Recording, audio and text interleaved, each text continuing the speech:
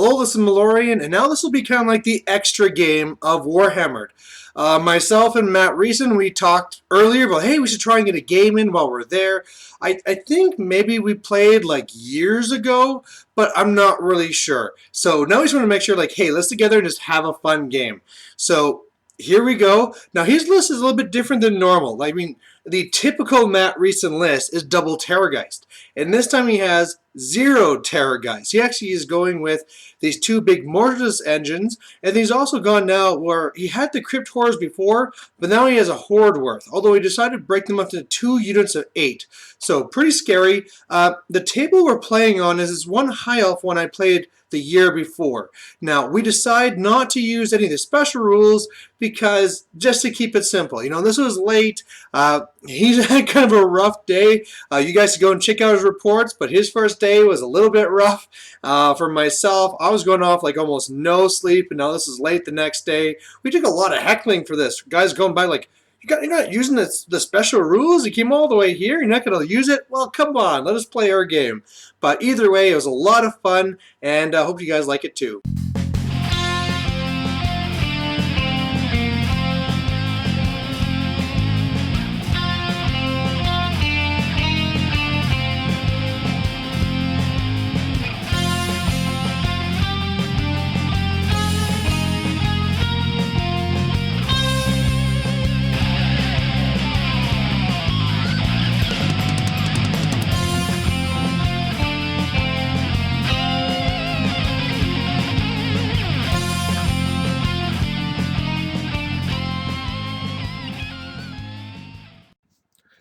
All right, here we are. I'm going to start off with a picture of Matt Reeson here. For those who don't know, he also goes by the screen name Booze Fiend, so I thought it was pretty funny that he was right here, right by the bar. Again, Warhammer'd is a tournament which has a bar there, so you can go and drink, have a good time.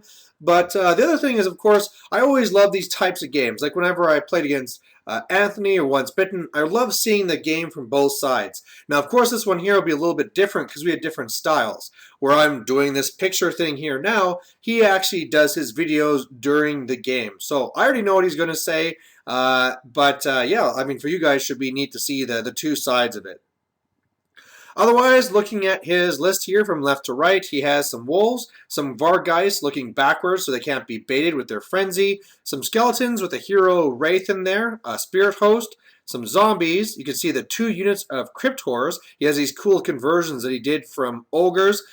In the back there, the double Mortis engine.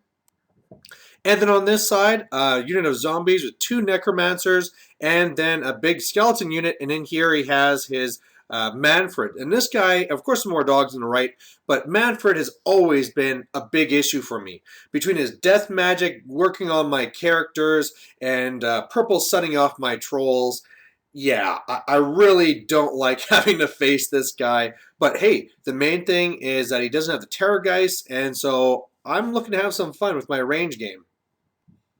So overall here from my left side, I'm not going to go again over my list because it's all in my intro. But again here for tactics, again, I have all these war machines here because I can just slam into him. Now, one of the biggest things that's a risk to that is that if he gets past my line and destroys my war machines, he takes away that advantage of the range game and gets all the points. So I'll have to be very careful here between the Vargeist, and that's why I have a lot of stuff here to try and take them off the board and shoot them up.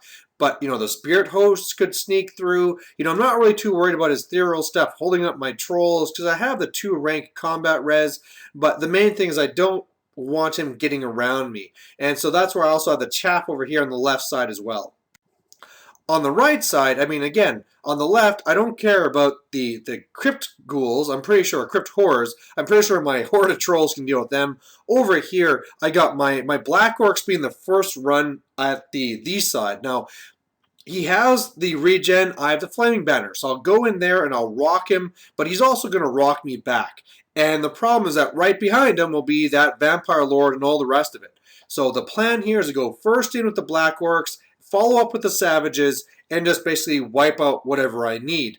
Now, with that same thing, I got to stop the dogs from getting in there and interfering. I got my own chaff over here to help me out as needed. But pretty much the only magical terrain that we need to worry about so far is the woods I put my spear chuck into is the one that's going to be attacking me. So as you start seeing me losing like random guys, that's why. So he gets first turn, but he doesn't really move up too much at this point. He just stays there, kind of pulses out, gives regen all over the place, and already starts with some bad luck and gets a wound on his right mortis engine from rolling a double. His magic, it doesn't really get too much done. He does Doom and Darkness to my Black Orcs, which I'll just dispel next turn, but really that's it. My turn then, at first I think like, hey, let's move up there and go and smash their face. And then I realize, why would I even do that? I got all this shooting, right? So I stay back, do my shooting. It was actually a little bit disappointing. I actually thought I could destroy one of those engines this turn, but it just turned out to be a scattering of wounds. So whatever, it might take another couple of turns. But otherwise, I just hold the line, dispel the Doom and Darkness, and wait for him to keep coming.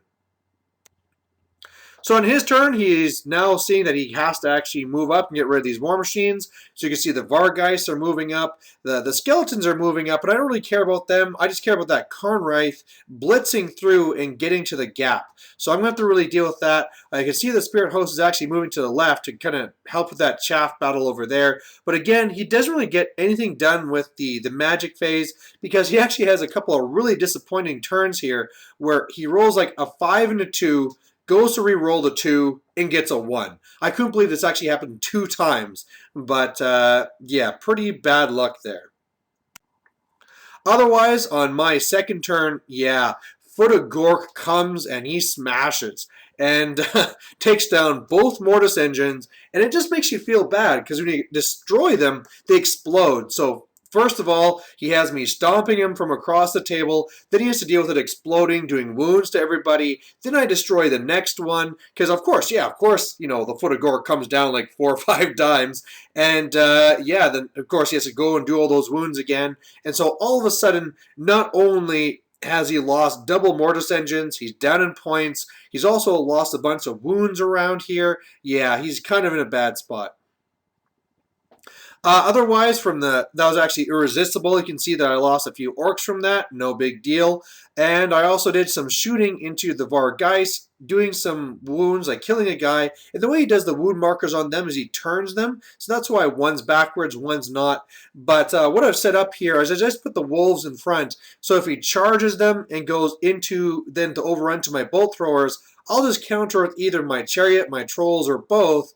And so really, you know, the most I'll lose is them and my bolt throwers, and then all my expensive war machines in the back will be safe.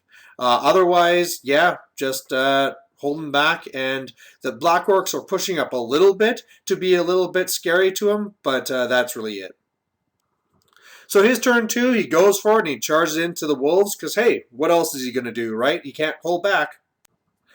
And actually, with that, can't hold back. Sorry, he actually did plan to hold back and try and fly somewhere to get better positioning, but he failed his frenzy test and had to charge. So, of course, those guys are slaughtered. He's there now. He tried charging in with his Spirit Host, failed, and then otherwise, he's just kind of moving up, trying to hit me with different spells. The one that's actually hurting me right now is he has the Curse of Years up, so that does some damage to me. But otherwise, it's also things where, like, he'll cast a spell with 6 dice, get kind of crappy rolls, and then, oh sorry, no, he'll roll 6 dice, get kind of crappy rolls, and then I'll try to spell it with 5, and just stop it. Or in other turns, he'll try and cast something with 6 dice and get good rolls. I'll throw 5 dice and get double 6s or something. So definitely the dice are going my way. So on my turn here, he also raised up a little unit of zombies, so I'm just charging in there to get rid of them. Just the chariot alone will go into the Vargeist, because that should be enough. And the trolls are going into the Crypt Wars, because I figure out, hey, now's a good enough time to go in and do this. Otherwise, I go and I don't get off this one spell here, so it goes and it kills off more of my Black Orcs. However, I was able to get off the spell on my trolls again, where they have, you know, the weapon skill 10, initiative 10, and that means they're going to kick some butt. And they kick so much butt that they wipe out the Crypt Wars in a single turn of combat, and the way that they were lined up for running forward, it actually was a flank on these guys, so they just have to swing around, hit the flank of the skeletons, And I think we all know what's going to happen here.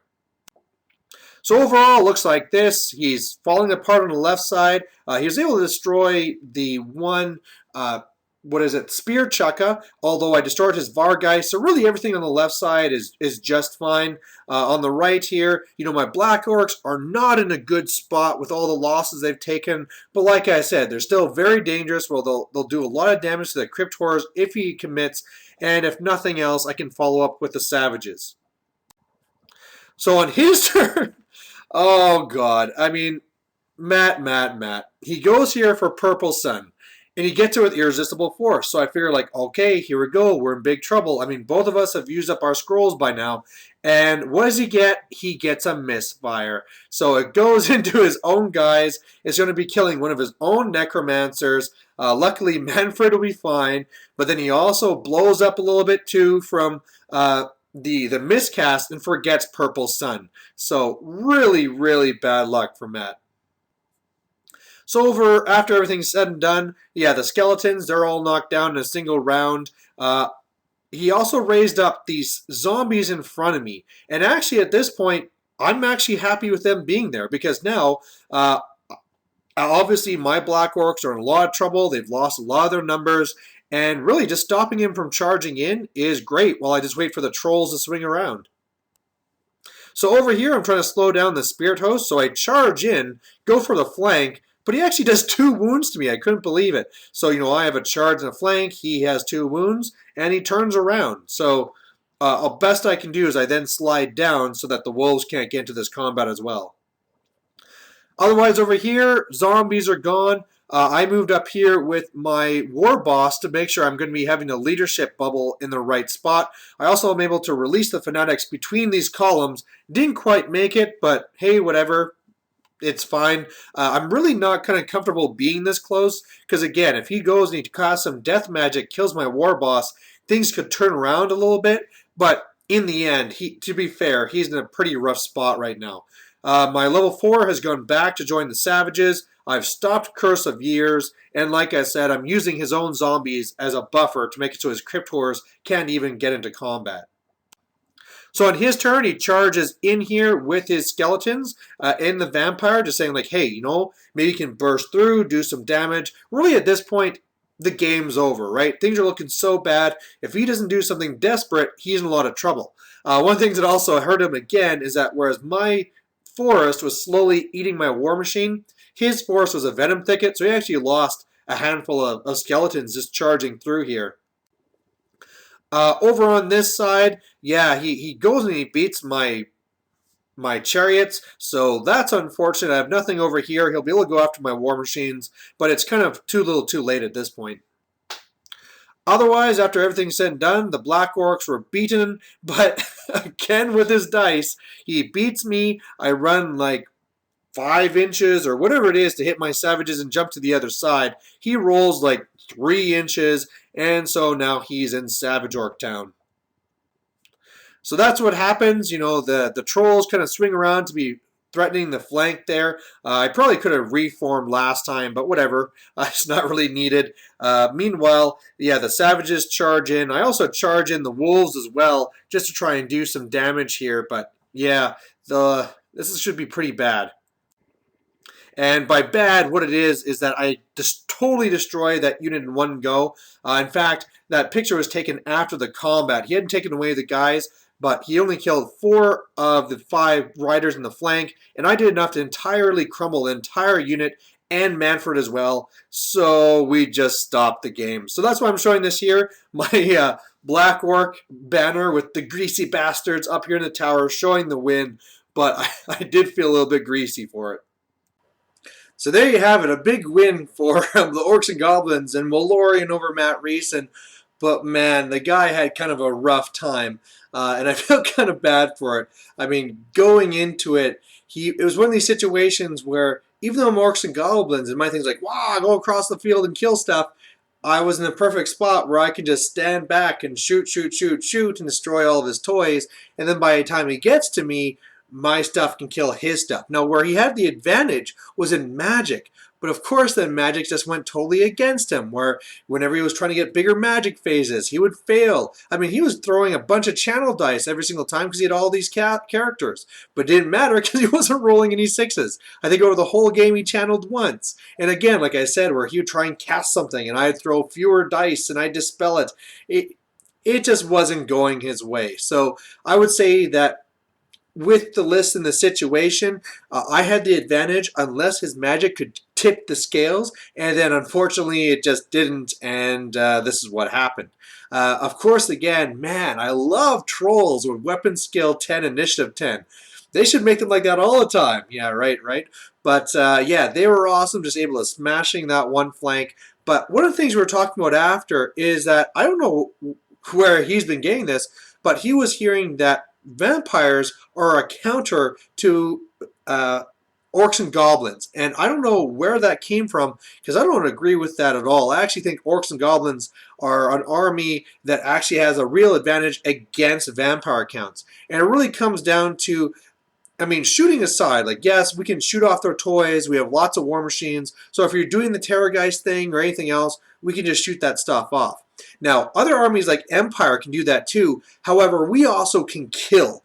And that really overloads the crumbling system. Because normally, the way that his list is designed is to out-attrition. He can engage with his crypt horrors, and then it's really hard to hurt these guys. And then you can just bubble up heal these guys, and not only do you heal up them from the regular bubble heal spell, but then you also heal from the signature part of it as well, or the lore attribute where you're healing up these small wounds as well. So really, that's why he has the two separate units rather than the horde, because they can get in there, grind, and he can just be healing them up. It's almost like how vampires kind of ran in the 7th ed, where you can be going up to the guys, and hey, you killed half my unit, I'll just raise it back up. Except with crypt horrors, good luck even killing half of them anyway. The problem here, like I was saying, is that I can do so many wounds that after you do this and with the crumble, you just can't keep up with it. I mean, 8 crypt horrors or terrors or whatever they're called, crypt horrors, went down in a single round of combat. Just gone. Same thing, let's say you throw 100 zombies at my Savage Orc Biggins. We're talking like 2 rounds of combat before I kill all of them. And that's 100 models. And it's just because there's so many attacks and it's a high strength, we just clear them all out. So, it was good to have that kind of like tactical talk with Matt Reeson after, but I did feel really bad for the way the game went. I knew that during the first day he was having a bad day, and this didn't really help it. So there you go. Hope you found it amusing, and if nothing else, I now have a goblet of Matt Reeson's tears I can drink to sustain my evilness. But there you have it, and thanks for watching. Bye.